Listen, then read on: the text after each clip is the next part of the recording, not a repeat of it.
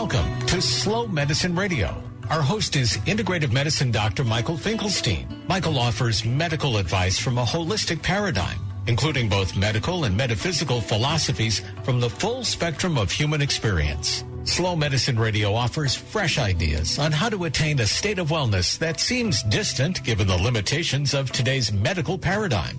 It introduces you to thought leaders who connect the dots between theory and practice, examining health from a broad perspective with regards to medical diagnoses, conventional and alternative therapies, healthcare policy, and related topics that warrant further thought and discussion. Slow Medicine Radio does not prescribe to take this or do that.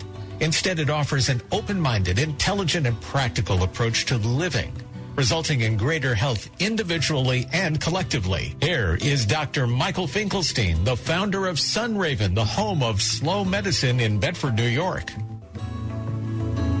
Welcome to Slow Medicine Radio.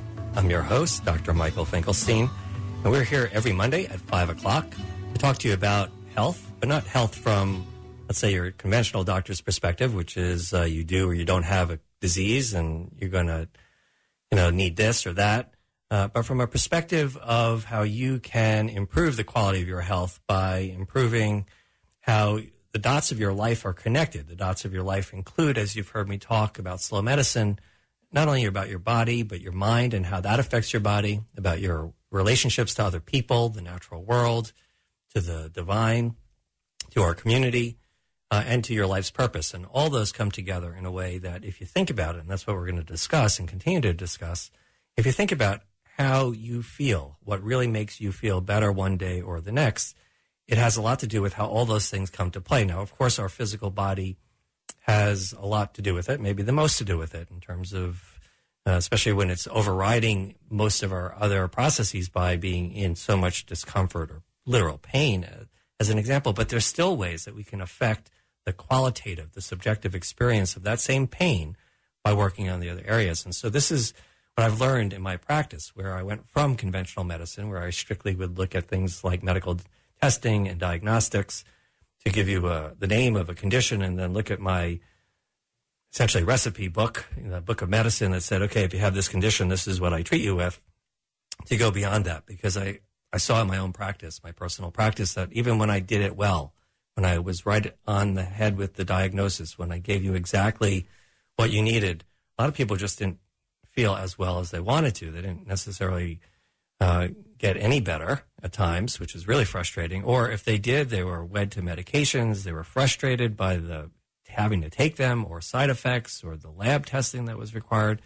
There's something missing in essence because very few people just were sort of completely taken care of, fixed, left my office, were happy, and I didn't see them again for another 30 years. So there was a somewhat of a peculiar dependency on this process, which really didn't bring people as far as I had hoped when I decided to become a doctor when I was young. So I went back to school, and part of what you're listening to now is the product of all of my education, my conventional medical education, as well as this practical approach to living that gets back into the slow medicine wheel of health, the interconnectedness between our body and our mind and our relationships, community, and our life's purpose.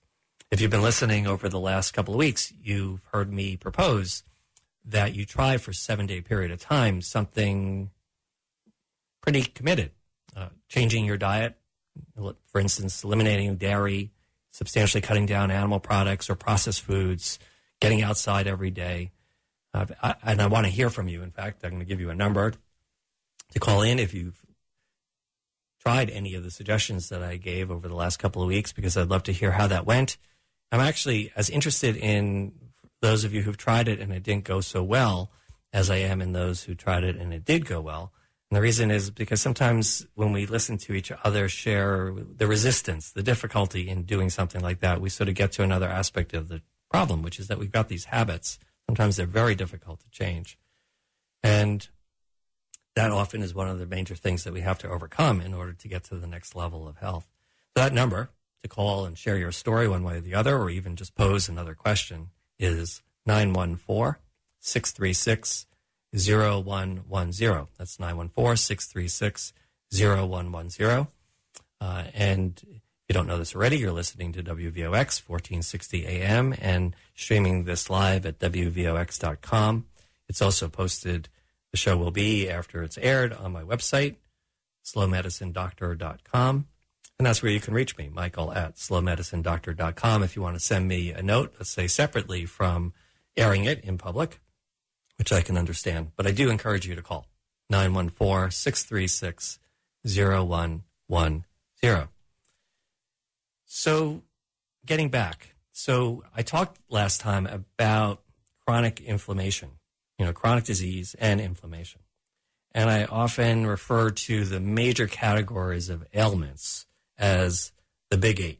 And the reason is because there's 8 categories, which, and I will read through those, that really describe the overwhelming majority of conditions that people wind up having that fall into the chronic.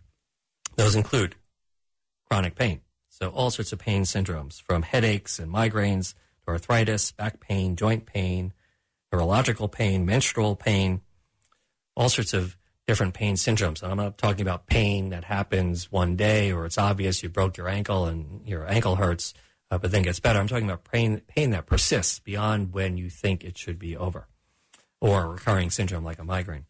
Next category is fatigue. People who just have a malaise or low level of energy. Chronic fatigue syndrome is a specific condition that has a diagnosis with the word fatigue in it. Sleeplessness, people who can't sleep adequately wake up or are persistently exhausted. So those syndromes, often chronically lasting and due in large part to inflammation. Digestive tract issues is the third category. Irritable bowel syndrome, gastroenteritis, colitis, diverticulitis, inflammatory bowel disease, ulcers, and perhaps what we all experience one day or another is indigestion. There's a whole host of vascular diseases. That includes heart disease, of course, and other circulatory issues like stroke. But even high blood pressure, diabetes, high cholesterol, and obesity have consequences, significant consequences when it comes to vascular conditions. The fifth category is respiratory problems, asthma, allergies, bronchitis, emphysema, chronic obstructive pulmonary disease.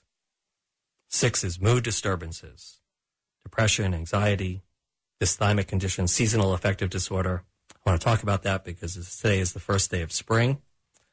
And for many people, you notice that. You feel actually better for some reason on this day or around this time of the year. And I want to talk about that because I want to help you leverage that energy.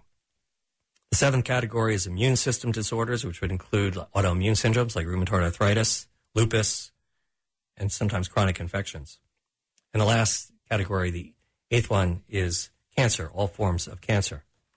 What these have in common, not only are they common themselves as a grouping of conditions, but they all are affected, and largely the symptomatology is a result and proportional to the degree of inflammation. So forgetting the diagnosis and perhaps the specific treatment, let's say, as an example, cancer needs, and the different types of cancers often are treated with different concoctions, combinations of medications, radiation therapy, and surgery. So in addition to that, that's the conventional approach.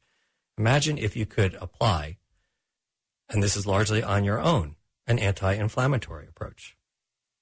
The synergy between whatever you may get from your doctors and what you do for yourself could be very significant, and that's what I want to encourage. And in fact, sometimes when you do the anti-inflammatory life that we talk about here, it's possible that for many of these conditions, not necessarily acute life-threatening conditions, but for the chronic ones, the ones that are somewhat stable but persistent and aggravating, many of those symptoms can not only go away substantially, but I've certainly seen many people who are virtually asymptomatic as a result of truly embracing an anti-inflammatory diet. So I discussed with you last week and the week before this idea about some form of substantial shift, whether it's in your diet or your lifestyle or how you use energy or getting outside and movement, writing, expressing yourself. So that's what I want to hear if you have a story. And in fact, we do have somebody on the line. So welcome to Slow Medicine Radio. Yes, hello. Hi, how are you? Hi, good. I just want to mention, after hearing your show last week, I did stay off of I stayed off of chocolate. And I said, let me just try it for a day or two. And I did it the whole week, and I do feel much better. You know, when you initially eat a piece of candy, it gives you energy, and then you get the lull. My energy level is a lot more even now. And after the first couple of days, I don't really miss it. Because there would be days when I would just eat candy for lunch and nothing else. Right. So I'm sure it's, you know, a lot better for me now. The energy is a lot more level. I don't have the ups and downs.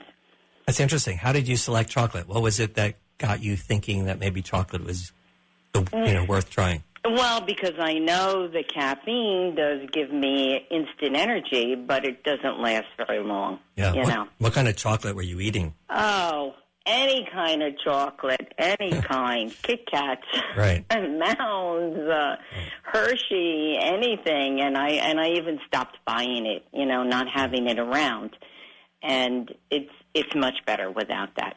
Yeah, much better. You know, chocolate is an interesting product in a sense because it's many different types of products, right? So the chocolate plant, the cocoa plant, essentially is if you were to eat what is produced from it, it's so bitter you can't possibly, most people don't enjoy it. So it's cut and it's processed in such a way so that it's more palatable. The most common thing that it's cut with are two. One is sugar, and any form of sugar, and the other are oils, emulsifying agents, cocoa butter as an example, which gives it a mouthfeel that's pleasant because cocoa by itself is brittle, it's hard, it's so bitter that most people can't stand it. So it's sort of developed. And of course, when you read the ingredients in a chocolate bar, you're going to get to see, how much chocolate really is in it. If chocolate is, as an example, cocoa powder or cocoa is not the first ingredient, as you may know when you read labels, then there's something more plentiful in the product. So when you see, let's say, a dark chocolate bar, right, and it says something like 75% chocolate, that's very different than the typical milk chocolate, which might have no more than 20 or 30% chocolate, which means that 70 or 80% is something else. So when you think of Mars and Kit Kats, and now we're talking about not only something to make the chocolate taste milk chocolatey, which is for most people more enjoyable, but then there's a crunch, and then there's other things, and then that ingredient list may be, inclusive of words we can't pronounce. Right. And then you get something else. So what are the effects, though? So you said something interesting. You said, there are stimulants in chocolate itself, and that's true. There is a certain amount of caffeine, not a lot, but there's a certain amount of caffeine, and there's other types of stimulants that can give you that energy boost, like you said. But in addition, the sugar that's in most chocolates, initially when you consume something with a certain amount of sugar, you'll get a little bit of a burst of energy. But then you said something even more significant, which was after the initial burst, you get a lull. And that's because your body responds to sugar with insulin. So a normal, healthy person has a pancreas that's going to release insulin in proportion to the amount of sugar that's initially consumed. And when it's a sudden burst of a simple sugar, then the insulin release is quick and can sometimes overshoot. And so what happens is that initial blood sugar rise is followed by a substantial dip in blood sugar, which gives you that crash experience. Right. Beyond that, then you wind up with a craving. Your body doesn't like when the blood sugar drops that fast. It's thinking, maybe I'm not going to eat for a while, or maybe I'm starving. So it gives you this stimulus to eat again. And this is the vicious cycle. Right. And that not only depletes your energy over time, but then the other things that are in candy bars and stuff like that are inflammatory. So a lot of the other ingredients, things that you can't pronounce, but even let's say the bread products, the thing that gives a Kit Kat its crunch, are generally speaking grains, flours that are processed, and that also, even though they're technically not sugar when they're in the bar, but as soon as they get into your stomach, they're quickly digested and produce sugar. So the multiplicity of sugars in a processed candy bar in particular is even more profound than if you were to have dark chocolate and a teaspoon of sugar at the same time. So it's what you experience and what you did for yourself of course it has great effect because you are on a roller coaster of energy. And so now the question is, I have for you, because you probably feel pretty accomplished. Did it take a lot of energy to do this, like a lot of willpower? In the first couple of days. But then after the first couple of days, it's no. Yeah. I mean, I just passed right by it. I had a couple of pieces that I knew where it was, but I was okay. I did not touch it. I said, well, I went 3, 4, 5, so I'm fine, And I'm concerned. I know diabetes does run in my family. My grandmother was diabetic, so I need to keep the blood, the sugar down. So, you said something, which was that you leveled off. Mm-hmm. And that's really the key thing when it comes to the risk for diabetes. It's not just simply how much sugar you consume, but it's what you're doing to your pancreas. So, in other words, you may not consume as much sugar as the next person, but if you consume it in bursts, then your pancreas is going to be asked to release a lot of insulin all at once, as opposed to level all day long, let's say. Right. Or if you eat food that is mostly sugar without other things that are slower in terms of absorption and digestion, like proteins and fats. Mm-hmm. So, as I said, one of the things that really sneaks up on people as far as blood sugar is our bread products, processed grains. Because even though the ingredient says this is flour and there's a certain amount of protein and yes, there's carbohydrate, you don't think sugar when you eat a piece of bread. Mm-hmm. But when it gets into your body, it actually has more sugar than a teaspoon of sugar. Mm. Because of the way grains are a storage unit for that plant that it comes from. It's much more efficient in storing sugar molecules, glucose in particular. Mm-hmm. And so it's not sweet to taste, but it is sweet in your body. So if you want to take the next step, and I'm sorry, what's your name? My name is Jeannie. Jeannie, thank you for calling, by the way. Okay. And if you want to take the next step, and as you said, since you're thinking to yourself, gee, I might be at risk for diabetes, and so you did yourself a major favor and did something which is what I had hoped would happen for people who tried this, which was that you would feel differently within a week. Mm-hmm. That it would have a short-term payoff that you would recognize is clear indication that you could do a lot for yourself. That's the whole point of this, is the positive reinforcement. It doesn't take months or years. I'm not talking about sustained weight loss. I'm not talking about correcting a disease. I'm just talking about feeling better quickly. Something very positive is happening in your body. And so for you, with this thought of, I could be at risk, is you want to keep your intake of food somewhat stable so that your pancreas isn't rushing to release insulin because you're eating large quantities of foods that either are sugar or convert to sugar quickly. And this is perhaps the next wise thing that you would do in addition to, let's say, staying on with the care as far as foods that are obviously sweet like candy, is take a step toward processed grains and keeping an eye on how much of those you consume and maybe try to bring those down. I think you will find your energy level improves that much more. Your whole metabolism will likely improve. And for anyone out there, and I think that's going to be many people, if you'd like to lose a few pounds and you've tried this, the smartest way to lose weight is to control your intake of processed foods. Of course, in addition to total quantity of food. But the one ingredient, the one food that probably makes it more difficult for us and leads to a lot of cravings are bread products, meaning flours that are processed into forms like bread or pasta, cakes, and cookies. They're not necessarily sweet, but that's what I would say you can think of doing next. How does that sound? Okay, that's going to be a little hard. That's going to be difficult, but I will definitely try it. Well, what if, so here's the way I look at it again. So for what you did for the last week was for 7 consecutive days, you really try to work on something every day. Mm-hmm. What if now for the next week, you try just one day a week, just once in the next 7 days, not consume a processed grain? Okay. In other words, instead of 7 days, which could be holding your breath way too long, think about one day a week. Maybe it's, and pick the easiest day. Start with the easiest way to do this. And so maybe that's whatever day that is. I don't know, Thursday. Mm-hmm. You just decide, well, I never I eat at home on Thursday. I control my own meals. I usually have, somebody with me who's supportive of plans like, how I take care of myself. So I'm going to commit myself from Thursday morning to Friday morning not to eat any processed grains. No bread, no cakes, no cookies, no pasta. Just that one day. And you do that for a week. Maybe you do that for a couple of weeks. And you say, gee, one day a week I could do this. And then when you feel really pretty confident, you know how to do this, and you don't starve and you don't really miss it that much. You find other good foods to consume. You do 2 days a week. And then you move in that direction. To me, slow medicine is about a methodical, paced approach so that you're not overshooting and taking on too much too quickly, because that leads to that state of deprivation where you then feel like you deserve to get something more. And you're, almost like, trying to hold your breath, and you know how that next breath is after you try to hold your breath for a minute?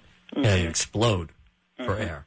I don't want you to get to that point. I want you to sort of think that you're sort of doing this conscientiously and in a direction and in a committed fashion, but not doing it so that it's constantly on your mind, that it's constantly a focus, that you're becoming neurotic.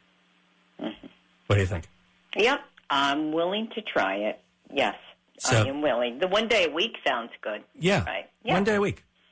Often I call it, a lot of people observe a Sabbath, right? And often that Sabbath is a religious day, a day of spirituality, a day of community, a day of contemplation.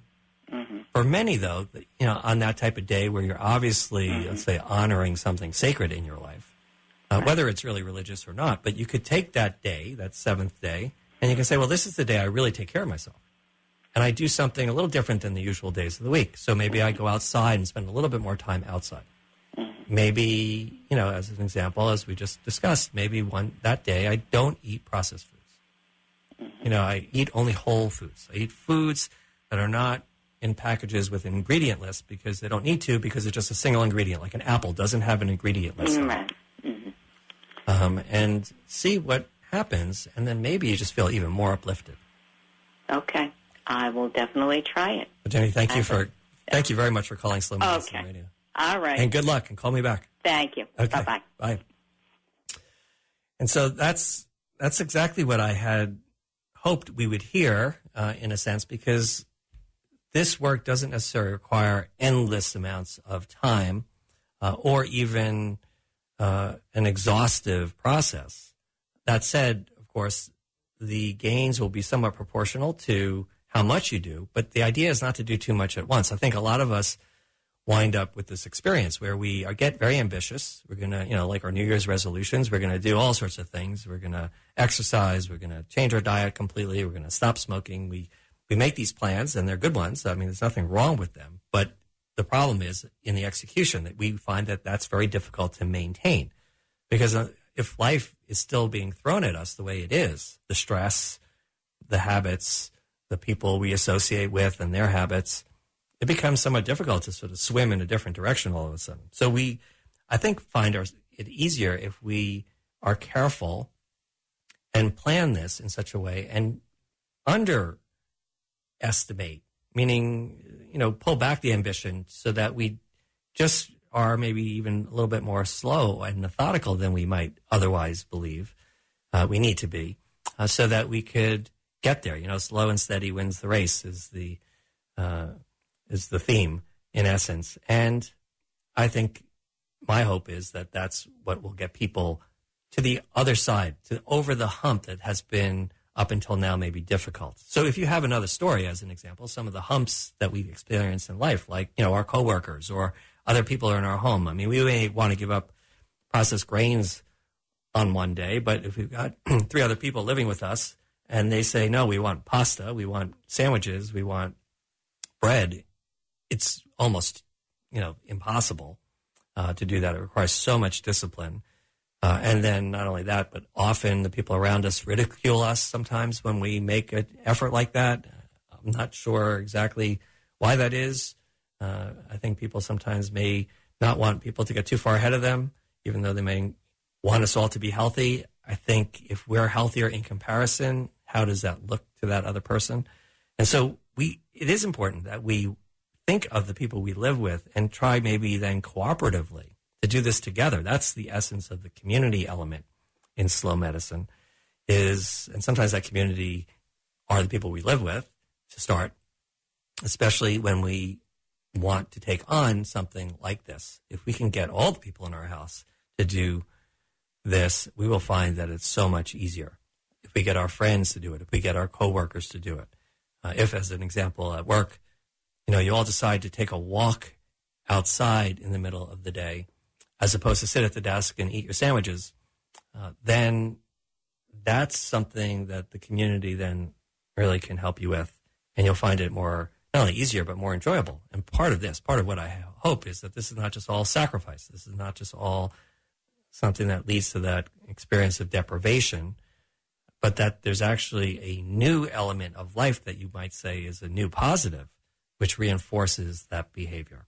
Because to make a change and to have that stick, it really needs to be positive. We can't just hold our breath. I've seen many people work really hard at their health, diet, exercise, meditation, and they sacrifice a lot. To some extent, they could even get to the point of being antisocial. And that isn't the point of being healthy, really, to sort of give up on your friends or to feel isolated, or you can't go out anymore. You can't do things because you don't do this. One, I think, needs to put that in their calculation as far as what they're really going to do this for and what's the total product. Living to 100 is a long time to be alone. So I think that we want both. And to do both, we want our friends doing this with us to some extent, and maybe we can influence our friends to adopt our healthy habits, but hand in hand, I think, is the way to go. So let me give you the number again, then we're going to take a break. Then I'm going to give you that minute or so to think about what you're going to call and ask me about. Share with me your story or a challenge or a question. I think it's all good because it all leads to this question about how we can get there, finally. How we can get there, how we can reduce the inflammatory state that I think is so ubiquitous in our lives that really does affect our health and influence our well-being. That's what I want to talk to you more about when we get back from the break. The number is 914-636-0110. You're listening to Slow Medicine Radio, and we'll be back in a minute. You're listening to Slow Medicine Radio. You can find out more about the show and the work of Dr. Michael Finkelstein by visiting his website, slowmedicinedoctor.com. Slow Medicine Radio is sponsored by the Slow Medicine Foundation, dedicated to providing community-centered experiential and reflective learning for individuals, families, and groups, offering educational programs, events, and resources, as well as insightful health evaluations with customized medical guidance. Dr. Finkelstein works with his wife, Robin Queen Finkelstein, at their farm, Sunraven, in Bedford, New York. And they invite you to visit and take advantage of this unique resource, including men's and women's groups and couples programs. If you think about it, much of what we experience when we don't feel well is a result of the fast world and how it affects us. Therefore, if fast is the disease, then slow is the medicine. Visit Sunraven, the home of slow medicine in Bedford, New York. Go to slowmedicinedoctor.com or call 914-218-3113. And thank you for tuning in Mondays at 5 p.m. right here on 1460 WVOX. Welcome back to Slow Medicine Radio.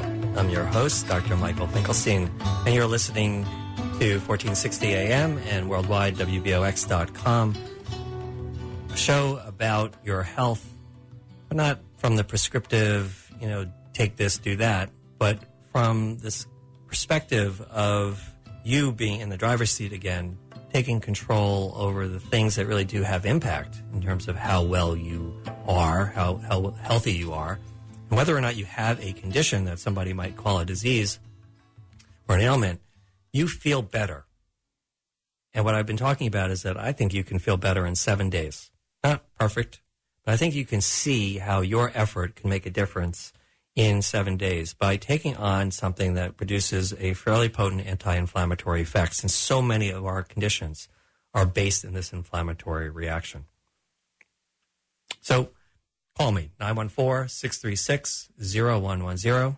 Share your story or your question. And we have somebody already on the line, so welcome to Slow Medicine Radio. Hi, doctor. How are you? Very good. How are you? Good. This is Ken from Bronxville. Yeah, Ken. We spoke a couple of weeks ago. Yes, we did. We did, and I decided to take that challenge. I decided to start cutting out as much of the carbohydrates that I can. I started with some of the bread. At first, I wasn't too successful, but then after about a couple of days, I started making a concentrated effort, and I started to feel better. I started to have less tension in my shoulders, my neck, and the back of my head, because a lot of times I was feeling this tension and I didn't know where it was coming from, and it just so happened to be at the same when I got rid of the carbohydrates, I started to feel, better. My muscles seemed to relax more. I felt very my head was actually better. I could think clearer, and I just feel more alive, I want to say, for a better word. And I can actually feel how some of that would really be more or less a toxin in your body. And when you take that toxin away, you really see how your body can perform. Wow, what an effect. Would you say you were a little surprised by how much different you felt? I really did. I knew it would make some of a difference, but I didn't realize it would make that much of a difference. And I'm now to the point where that I'm just eating. I still have, the occasional bread or something like that, but I don't have it very often. So because of that, when I do, first it feels more or less like a treat to me. Mm-hmm.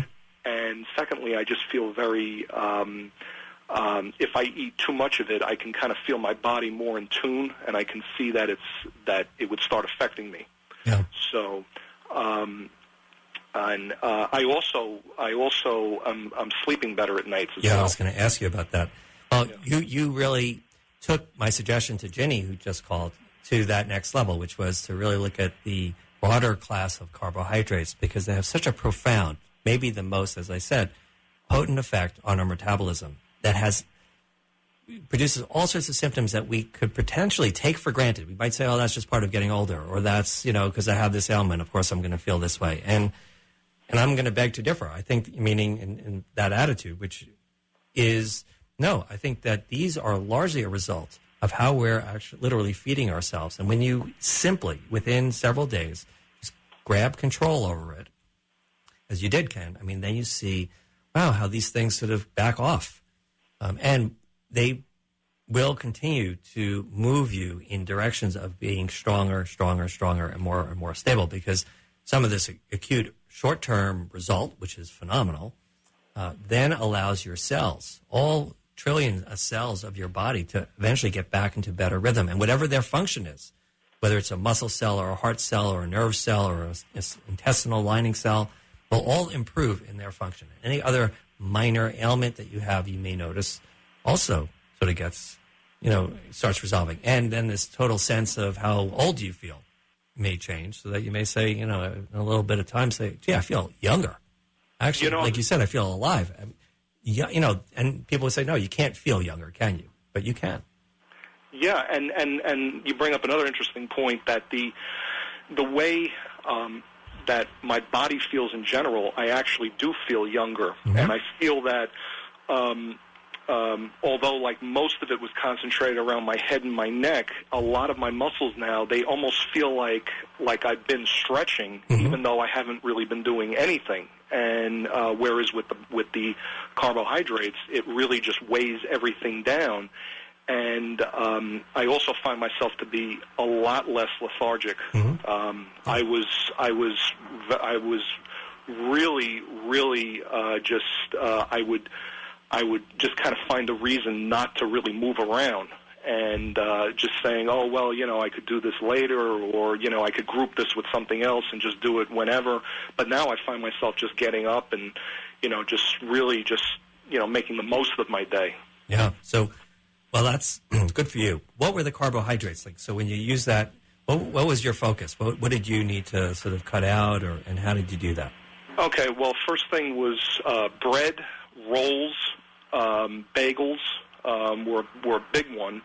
And I also noticed by cutting out the rolls and bagels, my digestive system was actually better. Mm-hmm. The other thing, then I took it to the next level and cut out rice. Rice was another one that I would eat. Sometimes I would have rice pilaf, or I would have certain rice that had seasonings in it, or things like that. So to substitute that, a good thing to use is like cauliflower. Mm-hmm. That's a great one, especially mashing up cauliflower and making it almost like a mashed potato. Mm-hmm. That's a really good combination. And to use almond milk in there as opposed to using regular milk. Regular milk, there has been a lot of inflammation associated with that. Mm-hmm. And so I started using almond milk a lot. I've also started using almond butter as well. Mm-hmm. And I mean, I was never that much into butter to start off with, but I did like the taste of it, of certain butter, and the almond butter tries to really mimic the regular butter, so it's a great taste as well, in addition to being healthy, of course. Right. Well, what you did was, in addition, so you cut back a little bit on your dairy product intake, and switching that butter component, the fat oil spreadable thing, to a nut butter, which, as you pointed out, is a healthier choice and contributed, I think, also to sort of an additional benefit from the point of view of all the other things that you talked about: your lethargy, your sleep, your energy level, your muscle tension. I mean, that's a pretty remarkable thing. So what were the challenges? What were the hardest parts of this? Well, the hardest parts were that usually I would get rolls and I would get bagels, normally from the local bakery, and I would, or I would take a walk and I would get those items, and it was just it was very difficult, especially the first couple of days, to walk past the bakery. Sometimes I would also pair it with getting iced coffee. So although I haven't cut out the coffee, I can now walk into a bagel shop or a pastry shop, and I can just get iced coffee and then just walk out. So that was one of the hardest things, and that started, I would say, probably about the third or fourth day. I said to myself that I don't need what's in here and what's in these showcases here to govern me anymore. I can just come in, get what I wanted, which was just an iced coffee, and walk out the door. Well, that took a lot of willpower. And it did. But there was something else that you mentioned when you first shared a little bit about your experience, was that initially it was harder, and then it got a little easier. Correct. And, there's two reasons for that. One is, as we pursue anything, we start feeling better, we have a little bit more energy, just a result of, you're thinking more clearly, you're sleeping better, your body doesn't hurt, so you're in need of less soothing, let's put it that way. So if we have been using, as many people do, some food for some relief, the comfort food as an example, then we need less of it if we're feeling a little better. So there's that moving in the right direction. But the other thing is that metabolically, when we cut back on these carbohydrates in particular, and that metabolism stabilizes, this craving phenomena that we don't necessarily notice on a day-to-day basis because it may happen every day, so it may seem like such a normal thing. But the urgency, the craving, the how we yield to temptation, if you will, is less. And the reason is because our cellular metabolism in every cell, as I mentioned before, is better, including the cells of our brain, the cells of our decision-making area of the brain that sort of guide us to impulsive behavior in particular.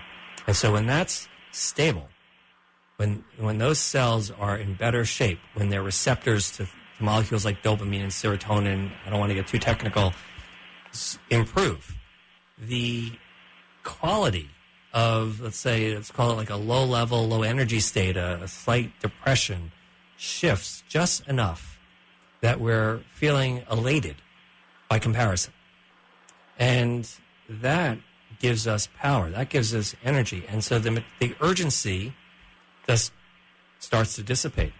And then you can, as you said as well, go back to having it once in a while and not having that effect occur because it's no longer habitual. It's no longer every day. You're not feeding the dip in the roller coaster, as I described to Jenny, after you eat like a chocolate bar.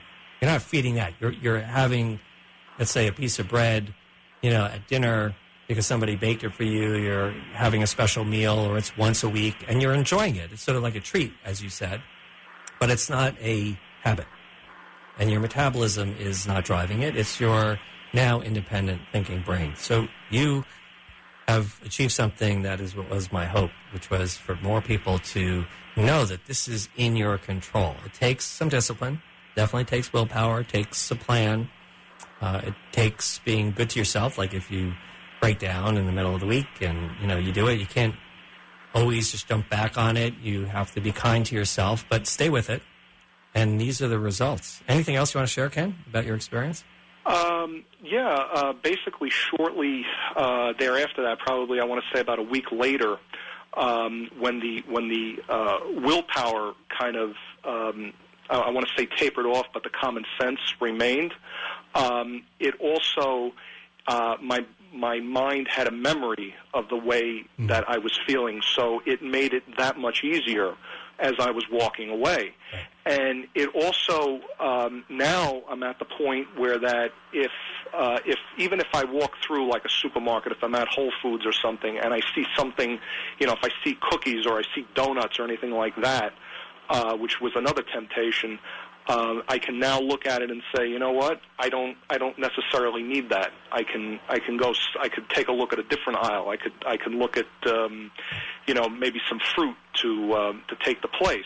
And I know with the fruit there's certain sugars that you need to stay away from as well. But at least I'm trying to substitute something, trying to drop it down in stages, and then. Eventually I just want to be, healthier and just try to, I guess once I get all the substitutions at one point, just to be able to, kind of go from there and then, kind of basically rework my whole diet at that point. Good for you. What's your next thought as far as what you might do to consolidate this gain? Well, that was that's actually a question that I would like to pose to you. If you know, like, what I can do in terms of, I guess, with the fruit, since I'm trying to substitute now since I've gone from pastries to fruit. If there's any fruit that maybe I should really just stay away from, or stuff that I should, gravitate towards, or. Well, so here's what I would say. Here's how I do it.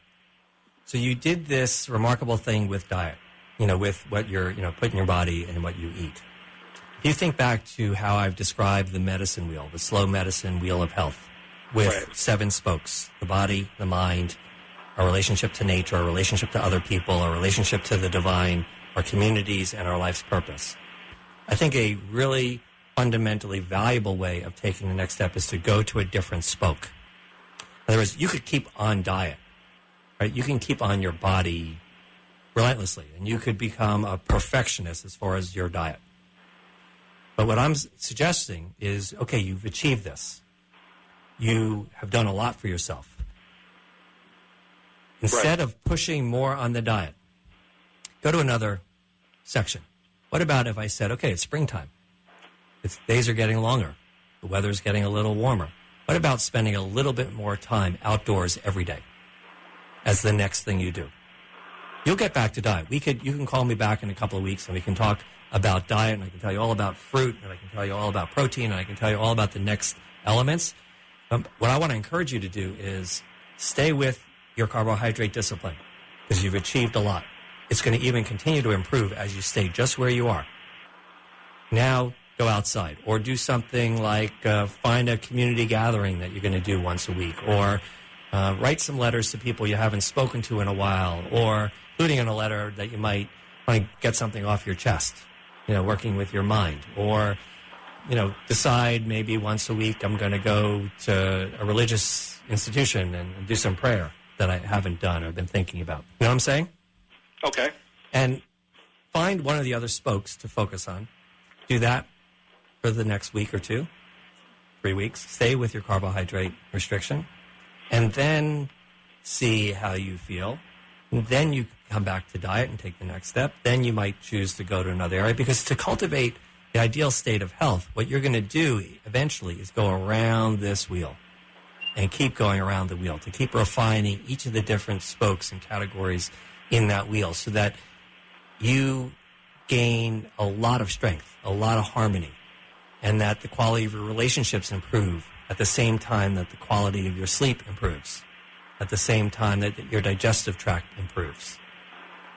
That then to me is an achievement of health. That's not just, oh, my blood sugar is normal and I sleep better, but why do you want to sleep better? Why do you want your blood sugar to be normal? Because you want meaningful relationships and harmony in life, and you want to do something for your community and have relationships, with the natural world, so you get to really enjoy and watch the sunrise and sunset if that's what you're choosing. You know what I'm saying? Exactly. So that's what I would say, because there's always diet. There is always diet. There's always more exercise. There's always more movement. There's always these great ideas. And people, for the most part, in our, well-educated society with tremendous amounts of information, spend a lot of time in those areas. And eventually I find, I don't know about your experience, I find people get exhausted working that way. They put so much effort into those areas of life, they find themselves actually getting a little neurotic, a little caught up in the thinking about what to eat. I got to get to the gym, I got to go work out, I got to do this, I got to lose weight, and not taking care of some of those other things. And so the pressure isn't relieved in the whole, because they're not unloading their mind. They're not moving their body in a natural setting. They might be going to a gym and an indoor space, but it's not really nature. This is springtime now. This is a good time to get outside. So that's my suggestion. Short answer, though, because I don't want to leave you completely hanging with your, question about fruit and other foods. Think whole food. In other words, you can drink apple juice or you can eat an apple. They're both apples for the most part. They may have the same calories per serving, but an apple is a whole food. Apple juice is not a whole food. So think about whole foods as how you can refine all the other things for now. And prioritize those, meaning prefer those as opposed to something that's processed. Just like carbohydrates or processed grains, there are a lot of other vegetables that are processed, and eventually we serve ourselves. It's still better to eat the whole thing than any pieces of it that are put together. What you're doing with cauliflower, by the way, is you're processing. It's not coming out of a box that way. Right. You're buying a whole cauliflower. You're steaming it. You're mashing it. That's not a processed food. I'm talking about things that are already in boxes and packages, and then have on the box and packages a lot of other ingredients listed to preserve them or whatever they are, that most of which you can't pronounce. That's what I would like you to at least think about avoiding. But for now, pick on another spoke and let's see what happens. Right, and so then I guess really the whole thing is that don't become a slave to your body. Yeah. And like a lot of these people that go to the gym all the time and they're just spending every waking hour there. Right. And that's not entirely wrong. They may be doing themselves a service, but if they're putting too many eggs in that basket, then they may be denying themselves real opportunity in other areas. And it may not be sufficient to just exercise yourself to health. People can run marathons, right? I would say those people are in very good shape. However, that doesn't mean that person is a healthy person. If that person has nobody to eat with when they come home after, their 10-mile daily run, or so they feel lonely, and they have nobody to call for a favor if they, need something, so they have no community, and they don't know if it's springtime or wintertime because they don't look outdoors really. They run, but it's all the same every day of the year. Then those are people who I think are actually potentially still at risk for not an ailment or a disease specifically, but for not feeling as well, not being truly as totally healthy. That if this was the last day of their life, they might look back and say, gee, I missed out on so many opportunities because I've been running 26 miles. And so I want people to think about balance at all points. And that means every once in a while, keep looking around the circle to make sure that all the tires of your vehicle are in good shape, not just three of them. Not just, one is in really good shape, the other three, it's not so. Obviously, we can't get very far with one tire working on our car. And so that's sort of the point. So I think you got it. Thank you very much. Thank you, Ken. It definitely means a lot coming from you, and I will definitely keep you posted as to how my progress goes. Look forward to hearing from you again. Thank you very much. Thanks. Have a great day. You too. So speaking of having a great day, so it's almost 6 o'clock. It's still light outside, at least here in New York, if you're listening, and we feel good, right? This is this vernal energy spike that I think most people experience. We often call it spring fever. We still have snow on the ground. It's still relatively cold, but isn't there something about the energy that you're feeling now? This is something that I did want to talk to today in a few minutes as we close, because I wanted to share with you why I think this is a really particularly good time to take on something like I'm talking about. Because the energy of the earth right now, which is moving as it does onward toward longer and longer days, more warmth, more light, is supportive of our personal efforts. By contrast, the winter is darker and colder. For the most part, people don't love or don't relish going outside quite the same. You have to prepare a lot more for it. There are limitations. The day length itself is just shorter, and for most people, there is some mood effect. Some people love to ski. Some people love the snow. Some people don't like hot temperatures, so they prefer when it's really cool. But I think there's a energy, a sort of a lifting of spirits that occurs at this time of the year that I think for most of us we recognize. Now, that's not an accident. That's not made up. That's not just because we read a book about it. I think, before we read books about it, if you remember when you were in school as a young person, what it felt like, when school was over at 3:30 and it was 60 degrees and you took off your coat and you were running on the grass or wherever you were running, you had this energy like a puppy. That's spring fever. This is an energy that you can use now to take on a project that maybe a couple of weeks ago wasn't the time because you were still feeling a little bit low. But with this uplifting mood, this may be the right time for you to do something that perhaps you have been thinking, I don't think I can do it. So I'm going to repose that challenge to you, which is to think about these inflammatory conditions, which are most of what ails us, and think about how, listening to the stories of Ginny and of Ken, and there are other people that realize that in 7 days, cutting out chocolate, thinking about what forms of carbohydrates may be metabolically challenging, think about achieving that energy boost and consolidating it and working synergistically with nature. One of the things you can do, and this may not be this may be an opportunity to get off the subject of diet. Let's not talk about food, because food is, for a lot of people, is a trigger. It's very difficult. Let's talk about getting outside. Let's talk about this coming week. You just spend an hour more time outside than you did last week, every day, or 10 minutes. Pick a number of minutes that are practical for you. It could be a minute. But think about, as Ginny did for 7 days, as Ken did for 7 days, they changed something that they did every single day for this next 7-day period. So for the next 7 days, get outside for a few minutes longer. I'm thinking outside during the day when the sun is out and it's light. Even if it's cloudy, it's still going to be a lot more naturally lit than an indoor space. Take off your sunglasses. I wouldn't say stare at the sun, but let the light penetrate deep into your retina and, of course, then into your brain. Let it uplift your mood. Think about the vitamin D that's starting to get metabolized in your skin. If it happens to be warm enough, take off a layer and relish it. Put two and two together. Think about that activity as you taking a very positive step toward a healthier you, a state of being that you may say, gee, that's so far off. I mean, I can barely walk. I've got this chronic pain. I'm in the bathroom all the time. My stomach doesn't work. My neuropathy, my cardiac condition, my cancer, whatever it is. Yes, you have all of that. I understand, and I'm quite sympathetic and have empathy for people who are suffering and how upsetting and worrisome a lot of those conditions are. But I'm suggesting that by going outside for 1 minute a day, 10 minutes a day, an hour a day, for the next 7 days, qualitatively, you'll feel better. Now, when you qualitatively do say to me, I do feel better, that's not just what's in your mind. That's the cells of your body talking to you. That's the trillions of cells in your body being in a better place. Now, if you do have one of those conditions, that condition may start to improve. That's what I really hope for you. So that's Slow Medicine at Work. This is the reason I do this is because I really want to help people. It's not that complicated. Some people think a complex condition like our health should have a complicated solution. I think quite the opposite. I think sometimes we just overthink it.